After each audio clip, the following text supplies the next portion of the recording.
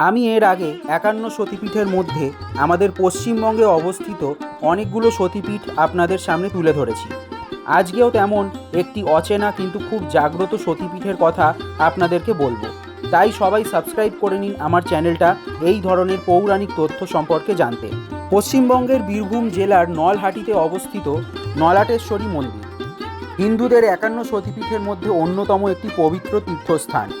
পৌরাণিক কাহিনী অনুসারে এখানে দেবী সতীর গলার নলি বা কণ্ঠনালী পড়েছিল, যার থেকে এই স্থানের নাম হয়েছে নলহাটি বা দেবীর নাম হয়েছে নলাটেশ্বরী। দেবীর মুখমণ্ডল সিঁদুর চর্চিত, যার উপর ৩টি সোনার চোখ এবং একটি বড় সোনার জিহ্বা লাগানো থাকে।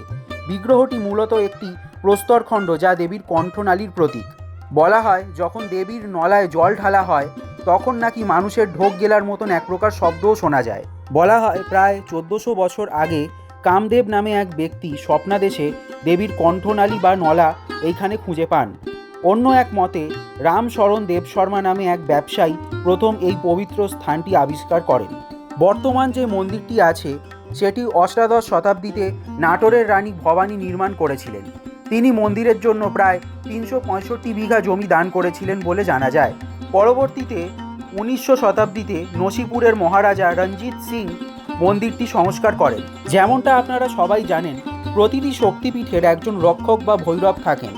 নলাটেশ্বরী পীঠের ভৈরব হলেন যোগেশ ভৈরব।